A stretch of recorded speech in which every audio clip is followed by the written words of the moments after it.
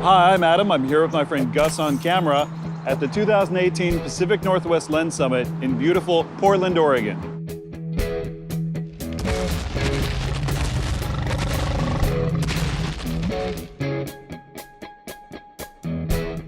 We're going to go meet with the biggest cinema lens manufacturers in the world, talking about vintage lenses, new technologies, and innovations for large format. Let's go check it out. We're going to talk with Seth about some of the LEICA lenses that they're showing off at the Lens Summit and see what they've got. Hey, Seth. Hey. So today we've got our large format offerings. So the newest option we have are the LEICA Thalias. These are true large format optics. They cover a 60 millimeter image circle. They're quite unique compared to what else we have. You'll see some vintage characteristics in here, such as a nice pinpoint flare coming across your screen. You'll see some different bokeh, some different, a little bit warmer look to it. You'll see some different kind of flares. We don't correct these as much as we do other lenses like the Summilux, which are an extremely perfect flat, sharp lens.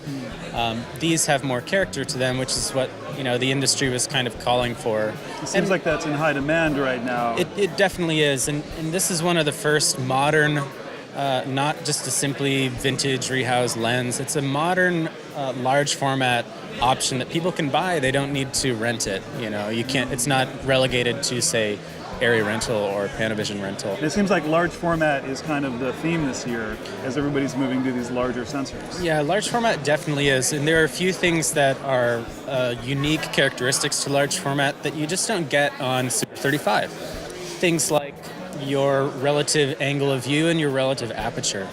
So for Thalias, the easiest way to explain it is a 24 millimeter Thalia, which has a stop of 3.6. On Super 35, it's a 24-36, because a lens is a lens is a lens, right? Right. But as your sensor gets larger, the things that change are your horizontal angle of view increases. So your 24 on an Alexa 65 turns into about an 11 for your horizontal angle of view. And what makes that special is that now you're able to come in closer to get medium close-ups or something like that. Instead of dropping to a 100 or a 180 and pulling back in order to frame that up, you can get the same effect and the same depth of field effect, which we'll talk about next. You can push in closer and get a more natural view. So like when I'm looking at you, I'm still seeing peripheral and seeing a lot of things, right? So the next step is after your horizontal angle of view, you have relative aperture.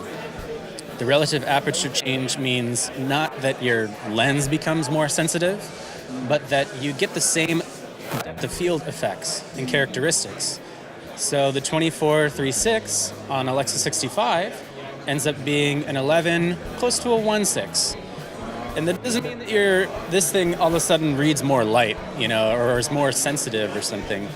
But it gives you that characteristic and depth of field of a 1.6, even though it's a 3.6 lens.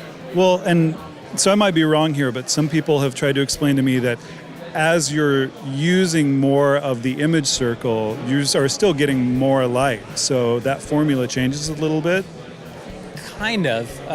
The one misconception that people had in the beginning was that I would only have to light for a 1.6. But the lens physically is not changing. It's not allowing more light in necessarily. It's reading. A bigger sensor reads, it could be more sensitive to light. It reads a wider image if your lens can push that through. The big thing is just your relative effects.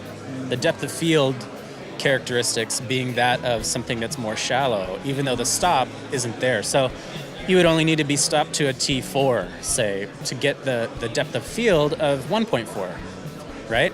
So it gives you a multitude of different options to shoot, whether you want to achieve shallow depth of field, whether you want to achieve extreme shallow depth of field and stop down to, say, 2.6 or even 2.2 or 100 is the fastest one. So they're very versatile and definitely a nice complement to our current offerings, the Summilux and Summicron and M0.8s. These are available for market right now?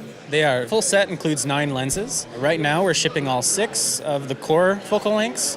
The extra 3 that have not shipped yet, which start shipping in July, are the 24, the 55, and the 120.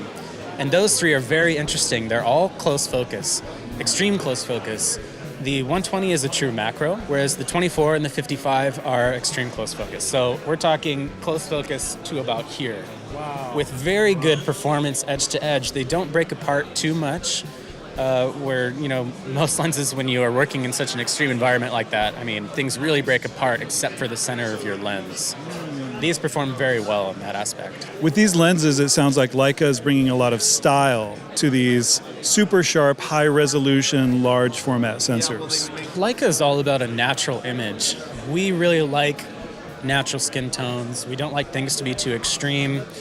And this is really a good example of that, where we're able to incorporate some new things, like seeing a little bit of flare and things that normally don't happen with our lenses or the lenses that we've already made, but it's balanced. So you aren't getting these extremes coming into your lens. You're getting a nice, natural image to start with, where you can go whichever way you want it in post. You don't have to work very hard to come up or change your color or do different things.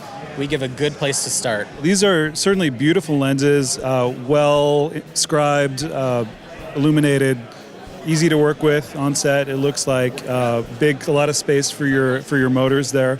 I'm really happy to see him here. Seth, thank you so much. Thanks for your time. Yeah, thank you All so right. much.